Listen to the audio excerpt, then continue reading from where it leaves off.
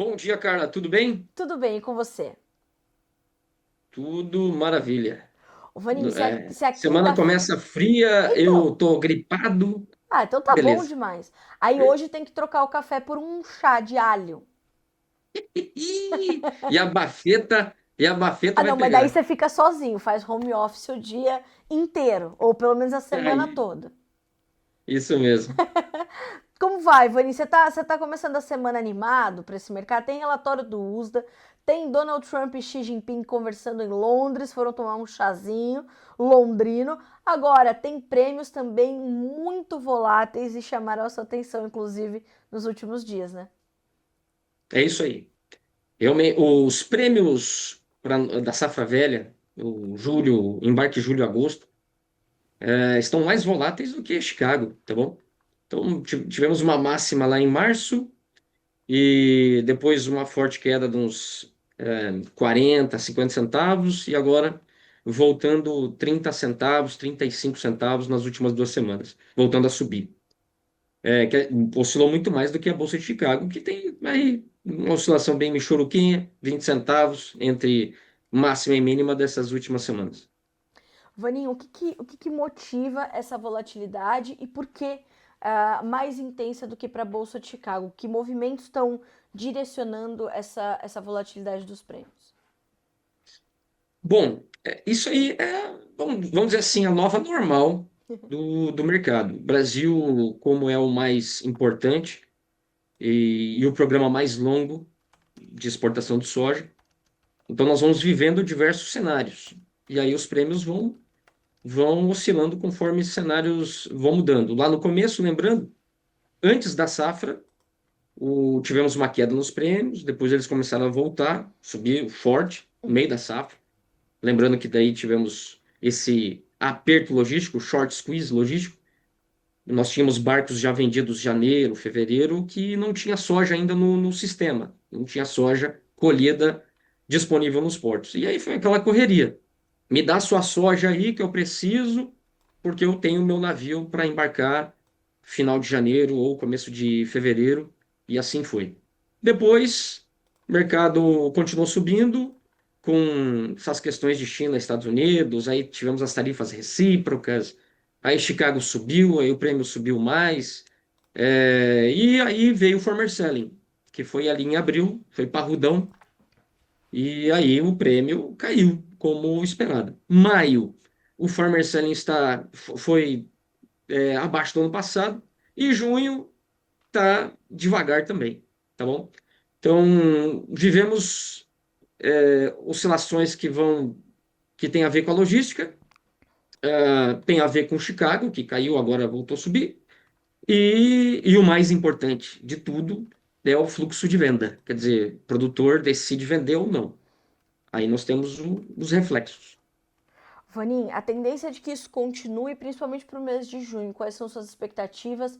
Ou para o mês de junho, depois quero entender de ti como é que você está esperando esse segundo semestre para o mercado da soja e naturalmente para os prêmios. Mas para esse mês de junho, quais são suas expectativas sobre esse ritmo do Farmer Selling? Bom, precisamos vender. Nosso Farmer Selling está aí na casa dos 63%, tá bom? O ano passado já era acima de 68% Olha e só. crescendo. Tudo bem, o ano passado tivemos quebra de safra, a produção foi 154 milhões. Este ano temos aí 170, 171 milhões. Bom, no final das contas, essa diferença, se fosse igual ao ano passado, dado o tamanho da safra, então nós teríamos 10 milhões a mais de soja. Fariam toda a diferença, tá bom? Para esses prêmios que subiram agora.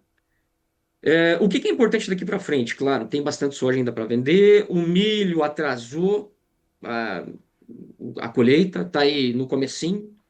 O pico da pressão de colheita vai ser aí por volta de 60, 70% colhido, que vai ser mais aí para o final do mês, principalmente falando Mato Grosso, Goiás.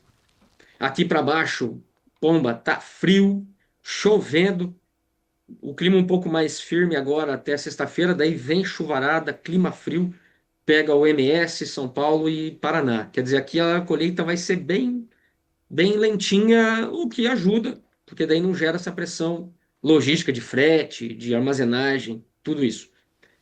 Agora lá para cima vai ter essa pressão. Enfim, estamos atrás, precisamos, vamos vender mais soja vai acabar entrando. E o importante, o Brasil ficou caro, tá bom? Se a gente comparar agora, depois da alta da semana passada, comparar a soja americana, posto Europa e Norte da África, por exemplo, Egito, aí o Brasil já perdeu. Já está mais caro comparando portos do norte, Barcarena, Itaqui, Santarém, Itacoatiara, está mais caro do que os Estados Unidos, posto lá.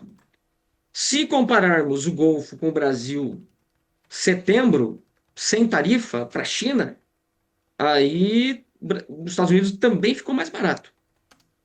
Isso mostra para nós que pode ser um teto para os prêmios agora. Uhum. Agora, Vanin, essa, esse movimento, esse cenário que você descreveu para nós agora, ele já era esperado, certo? É normal que isso aconteça, que o Brasil vá nesses próximos meses ficando um pouco mais caro para os importadores. Agora a gente vai ter que tirar talvez a China dessa lista, até que tudo se restabeleça entre eles e os americanos, mas é um cenário já conhecido e talvez até que já era esperado, ou não. Nós teríamos condições de ter um pouco mais de competitividade e preços mais atrativos por mais tempo, não fosse toda essa movimentação. Cara, é o seguinte, o agosto e o setembro não. O Uhum, Brasil tem que ser mais barato. Ainda mais com essa safrona que nós temos. certo, Ainda temos bastante para vender para embarque agosto. Aliás, começamos a vender agora. O embarque agosto, aliás, o agosto, por exemplo, se a gente pegar a China, já está 50% coberta, tá bom? certo. Agora o setembro, nada. Negociamos aí talvez 5 barcos até agora. Enfim, temos muita soja para vender ainda agosto e setembro. O Brasil precisa continuar competitivo, senão essa soja vai acabar vindo no final do ano. Ou vai passar um estoque de passagem maior, o que não é provável. Enfim, não é normal agora, já nessa época do ano, para embarque agosto e setembro, o Brasil já mais caro que os Estados Unidos. O normal seria daqui a pouco, aí mais um mês e meio para frente, algo assim. Então foi mais cedo, está sendo mais cedo esse ano. O motivo é o farmer selling, tá atrasado. Você acha que o que poderia trazer uma compensação para esse atraso, Vanin? Tem que ser a demanda buscando a soja brasileira ou tem que ser o produtor soltando um pouquinho mais de soja? O que vai mudar o ritmo dessa comercialização nesse cenário de mercado que a gente tem atualmente? A nhaca é o câmbio, Uhum, tá bom?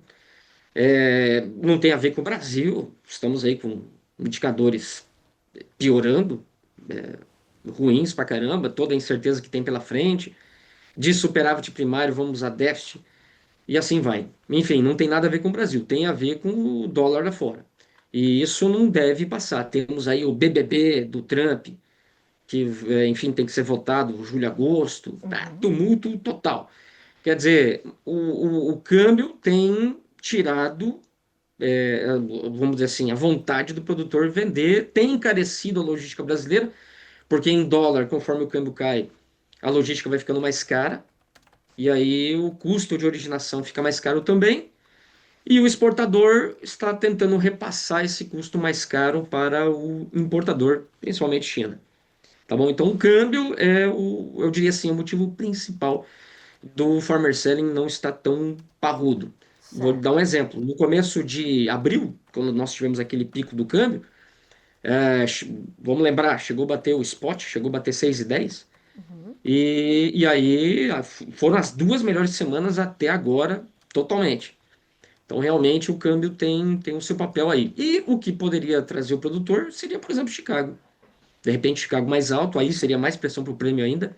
Mas vamos dizer que na conta, na soma dos dois, o preço em dólar suba.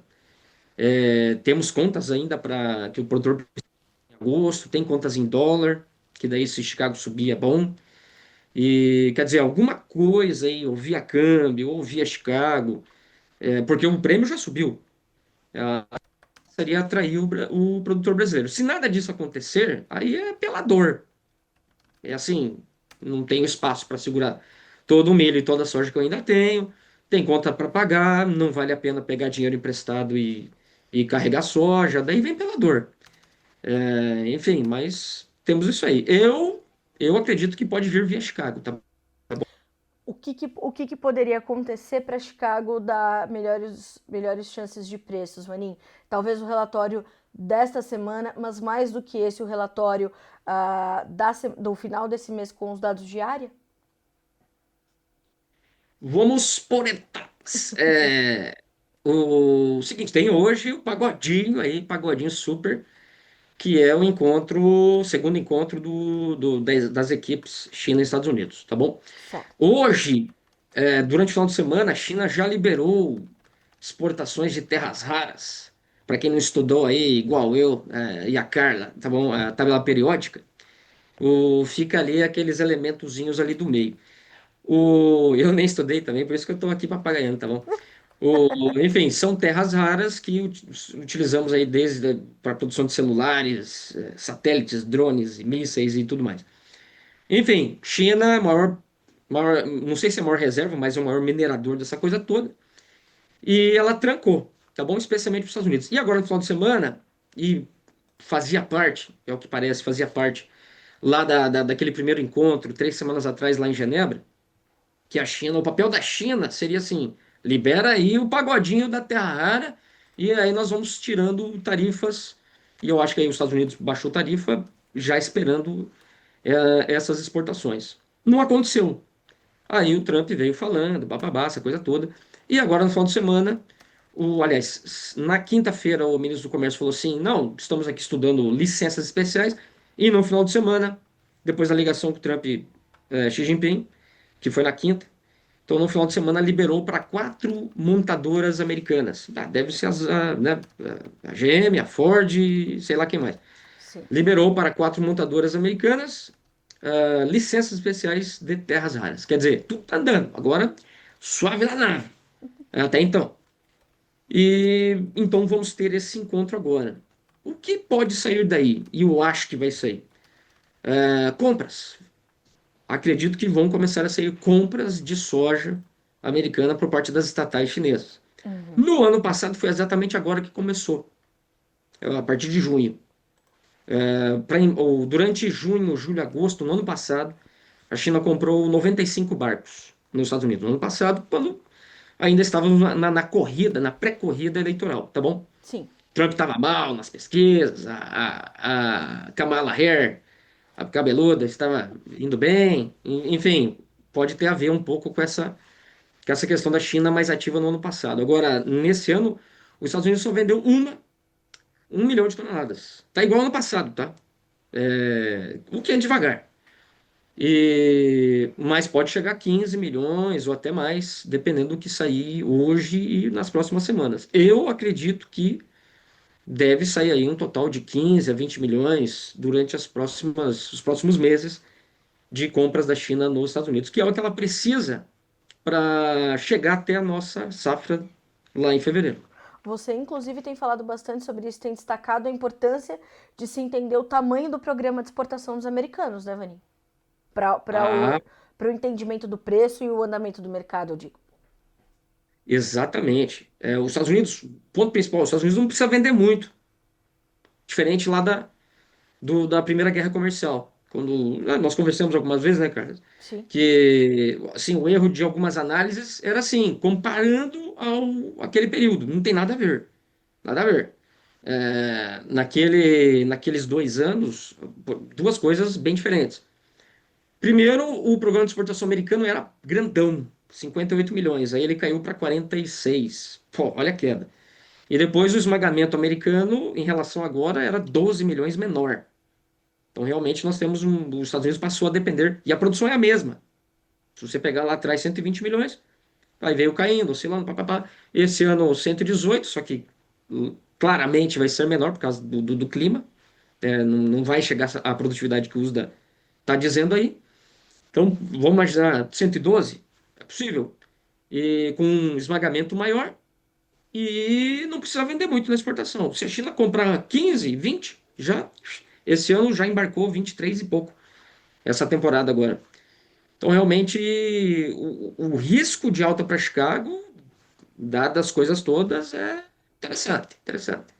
Agora, Vanin, a gente tem essa nova safra americana em desenvolvimento e a gente conversava, salvo engano, na semana passada ou na anterior, sobre como também houve uma mudança aí na dinâmica do mercado em relação a quando chega a safra americana, por quanto tempo mais a gente tem a safra brasileira disponível no mercado, por mais tempo, com mais volume, e isso tudo alterou também essa dinâmica global do mercado, e a isso também é preciso ter atenção, principalmente nesse momento onde a gente está buscando entender o desenho que vai se fazer mercadológico para formar preços aqui no Brasil, né? Como é que a gente tem pouco tempo, mas mesmo assim vou te perguntar como é que você está desenhando esse segundo semestre para comercializarmos essa soja toda que ainda temos da safra 24-25 e também os negócios para 25-26 que estão acontecendo, tão logo eles deem margem, ou seja,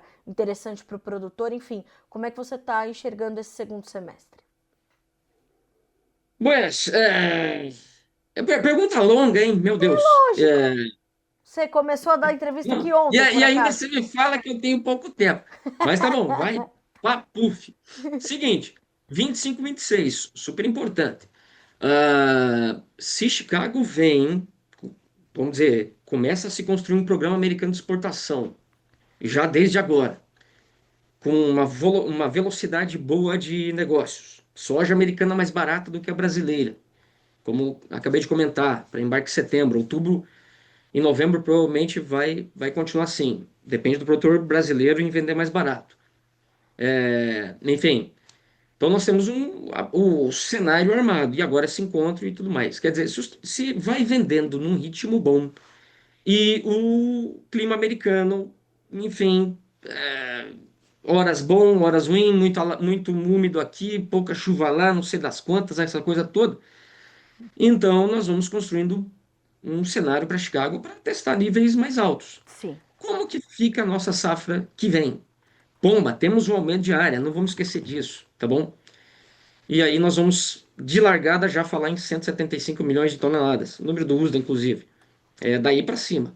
certo. E se o Brasil plantar cedo, porque não temos nem Laninha nem El Ninho, por enquanto, se o Brasil plantar na janela certa, quer dizer, começar a plantar já em setembro, segunda quinzena, e aí plantar bastante na primeira quinzena de outubro, amigos, aí nós vamos ter prêmios muito piores do que temos agora para a safra nova, tá bom? Porque daí você vai ter Chicago um pouquinho mais alto, e o Brasil plantando cedo, quer dizer, já vamos ter soja em janeiro, muita soja em fevereiro, e aí os prêmios vão fazer o trabalho de atrair demanda, enfim, Sim. pressão de venda e assim por diante.